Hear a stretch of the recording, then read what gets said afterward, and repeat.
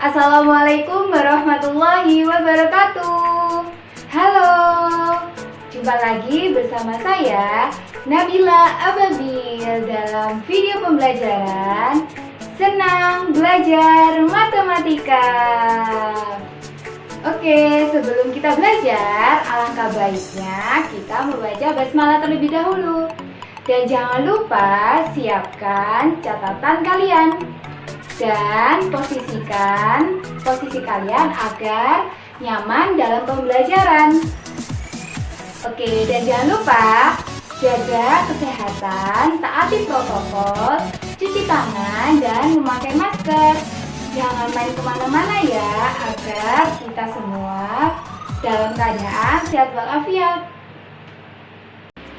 Di dalam video pembelajaran ini akan disampaikan beberapa poin penting, diantaranya ada kompetensi dasar, di mana kompetensi dasar ini adalah kompetensi dasar dalam materi relasi dan fungsi.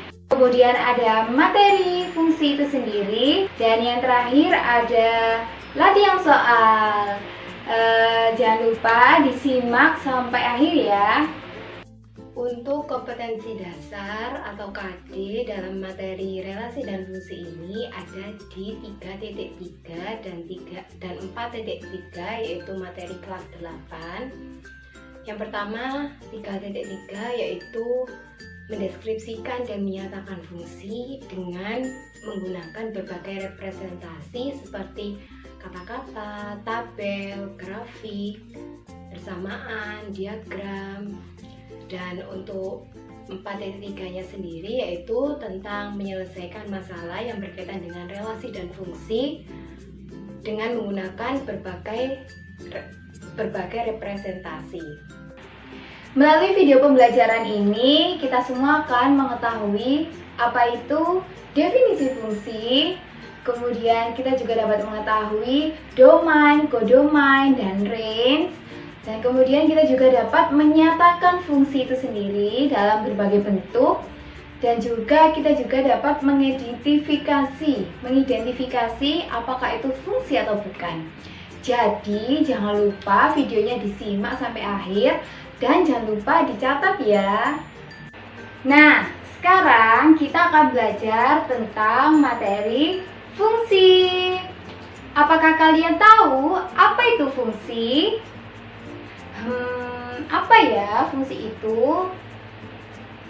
Oke, langsung saja kita masuk dalam materi pembelajaran kita hari ini, yaitu tentang fungsi. Apakah kalian tahu fungsi itu apa? Iya, fungsi adalah, atau definisi fungsi itu sendiri adalah suatu pemetaan yang menghubungkan setiap anggota dari himpunan A tepat satu pada anggota himpunan B. Untuk mengenali apakah itu relasi atau fungsi, kita dapat mengenali ciri-ciri dari fungsi. Di antaranya seperti di mana anggota A harus memiliki pasangan semua, tidak boleh ada yang jomblo, harus memiliki pasangan semua di anggota B. Dan pasangannya harus satu, tidak boleh lebih dari satu. Jika relasi pasangannya boleh lebih dari satu, maka fungsi ini tidak boleh lebih dari satu. Jadi harus memiliki pasangan hanya satu.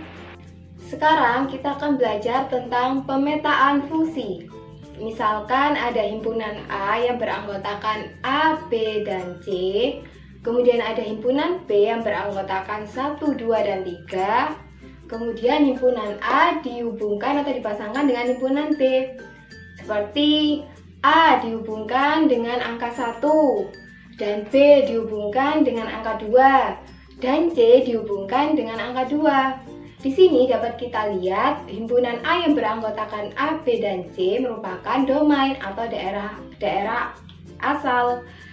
Dan B dan himpunan B yang beranggotakan 1, 2, dan 3 merupakan kodomain atau daerah lawan. Sampai sini kalian paham ya tentang domain dan kodomain? Selain istilah domain dan kodomain atau daerah asal atau daerah lawan, di sini juga ada istilah ring atau daerah hasil, di mana ring ini dengan menggunakan fungsi sebelumnya sama seperti sebelumnya, ring ini yaitu daerah hasil, di mana daerah hasilnya adalah di himpunan B di mana anggotanya adalah 1 dan 2. Kenapa 3 kok tidak ikut? Karena 3 tidak memiliki pasangan. Yang memiliki pasangan hanyalah 1 dan 2. Jadi di sini adalah ringnya 1 dan 2. Nah, sekarang bagaimana cara kita menyatakan fungsi? Yang pertama, saya akan membahas menyatakan fungsi dengan dalam bentuk diagram panah. Contohnya, misalnya ada kasus seperti ini. Ada sebuah persahabatan yang terdiri dari 4 orang anak, yang diantaranya ada Ilham, ada Fitri, ada Sobieski, dan ada Dimas.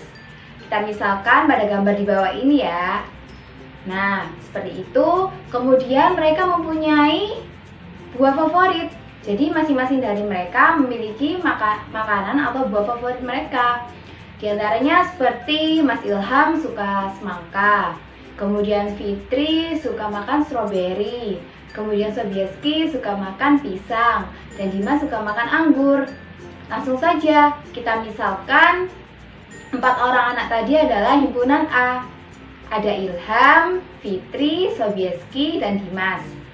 Kemudian untuk makanan favorit atau buah favoritnya kita misalkan dengan himpunan B, di mana ada semangka, ada pisang, ada anggur, ada stroberi. Dan langsung saja kita pasangkan. Yang pertama, Ilham suka semangka. Kemudian kita pasangkan Ilham dengan semangka. Kemudian ada Fitri suka stroberi.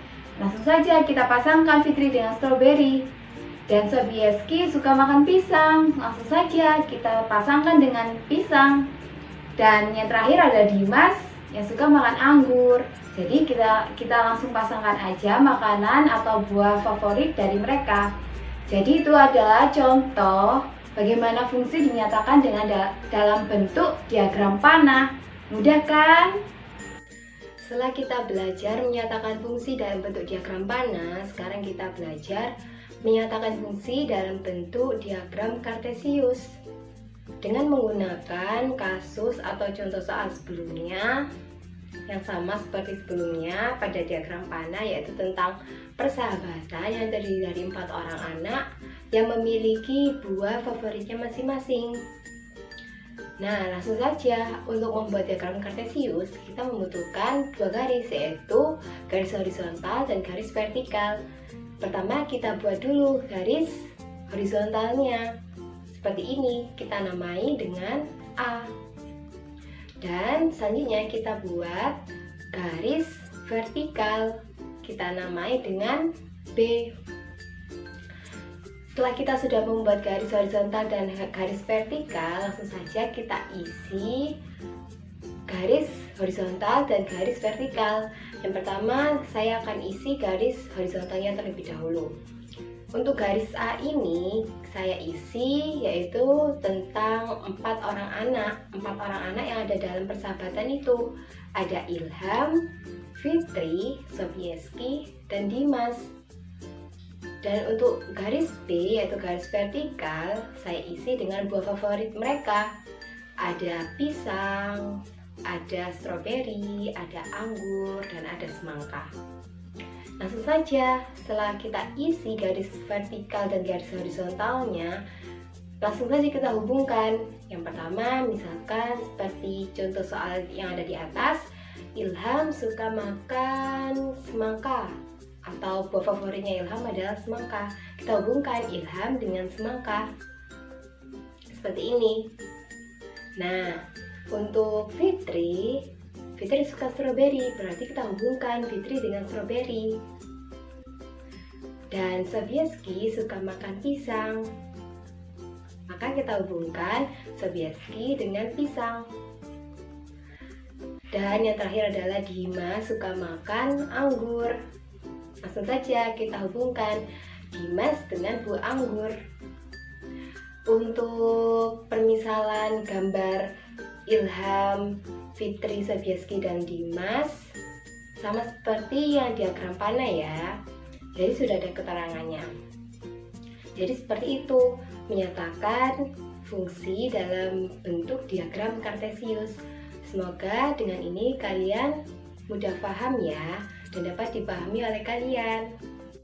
Nah, setelah kita belajar tentang menyatakan fungsi dalam bentuk diagram panah dan diagram kartesius, sekarang kita belajar menyatakan fungsi dengan menggunakan pasangan berurut. Dengan menggunakan kasus atau contoh soal sebelumnya, yaitu tentang persahabatan yang terdiri dari 4 orang anak yang masing-masing memiliki buah favorit. Jadi mereka masing-masing memiliki buah favorit. Langsung saja, bagaimana jika menggunakan pasangan berurut? Yang awalnya atau yang pertama kita misalkan himpunan A yang beranggotakan 4 orang anak tadi yang ada dalam satu persahabatan, yaitu ada Ilham, Fitri, Sobieski, dan Dimas. Cara menulisnya yaitu A sama dengan tanda kurung kurawal, kemudian anggotanya ada Ilham, Fitri, Sobieski, dan Dimas, kemudian ditutup dengan tanda kurung kurawal. Kemudian kita misalkan untuk buah favoritnya yaitu himpunan B. Bagaimana cara menulisnya? B sama dengan tanda kurung kurawal di mana ada semangka, ada stroberi, ada pisang, dan ada anggur. Kemudian kita tutup dengan tanda kurung kurawal. Langsung saja kita pasangkan secara berurutan seperti ini. Tanda kurung kurawal, kemudian tanda kurung biasa. Di sana ada Ilham, semangka, karena Ilham suka semangka. Kemudian ditutup kurung, kemudian koma, kemudian buka kurung lagi. Ada Fitri yang suka stroberi. Fitri, stroberi, kemudian ditutup kurung, kemudian koma lagi. Kemudian ada Sobieski yang suka pisang, buka kurung, Sobieski, tanda koma, kemudian pisang. Dan selanjutnya ada Dimas yang suka anggur, buka kurung, Dimas, tanda koma, kemudian anggur, dan ditutup dengan kurung, dan jangan lupa ditutup dengan tanda kurung kurawal. Jadi seperti itu cara menuliskan atau menyatakan fungsi dengan pasangan berurut. Semoga kalian paham ya. Sekarang waktunya kita mengidentifikasi apakah ini fungsi atau bukan fungsi ya. Yang pertama ada gambar. Yang pertama ini adalah gambar pertama. Kemudian ini adalah gambar kedua. Mari kita identifikasi apakah kedua gambar ini sama-sama fungsi atau bukan, atau malah bukan fungsi semua ini gambar keduanya. Mari kita identifikasi gambar yang pertama terlebih dahulu ya. Yang pertama ini menurut kalian apakah ini fungsi atau bukan fungsi ya? Ya, ini adalah fungsi. Kenapa kok ini fungsi? Kenapa kok ini termasuk fungsi? Karena semua anggota yang ada di himpunan A memiliki pasangan di anggota himpunan B, dan pasangannya hanya satu. Jadi A, B, C yang ada di himpunan A memiliki pasangan hanya satu di himpunan B. Oke, paham kan sekarang? Dan sekarang lanjut pada gambar nomor 2 atau gambar kedua. Apakah ini fungsi atau bukan ya? Menurut kalian ini fungsi atau bukan ya? Fungsi. Coba kita perhatikan. Ini adalah bukan fungsi, bukan termasuk fungsi. Kenapa? Karena memang di himpunan, semua anggota di himpunan A mereka memiliki pasangan, tetapi hanya ada satu anggota di himpunan A yang memiliki pasangannya 2, tidak 1. Kan karena menurut definisi fungsi pasangannya harus 1. Jadi ini bukan fungsi karena yang B ini memiliki pasangan 2. Jadi dia bukan fungsi. Jadi untuk gambar yang pertama dia termasuk fungsi, dan untuk gambar yang kedua dia bukan fungsi. Seperti itu cara mengidentifikasinya. Semoga kalian bisa ya mengidentifikasinya sendiri. Nah, sekarang coba kalian identifikasi. Ada latihan soal, kalian identifikasi gambar 1 dan 2 merupakan fungsi atau tidak. Kalian amati, kalian identifikasi, kalian kerjakan ya. Kalian coba, selamat mencoba. Mari kita ucapkan Alhamdulillah. Sekian dari video pembelajaran pada pertemuan kali ini tentang materi fungsi. Semoga apa yang kita pelajari pada pertemuan kali ini dapat bermanfaat bagi kita semua. Dan jangan lupa mencoba mengerjakan latihan soalnya ya. Dan juga jangan lupa mentaati protokol kesehatan supaya kita semua dalam keadaan sehat. Sekian dari saya, kurang lebihnya mohon maaf. Wassalamualaikum warahmatullahi wabarakatuh.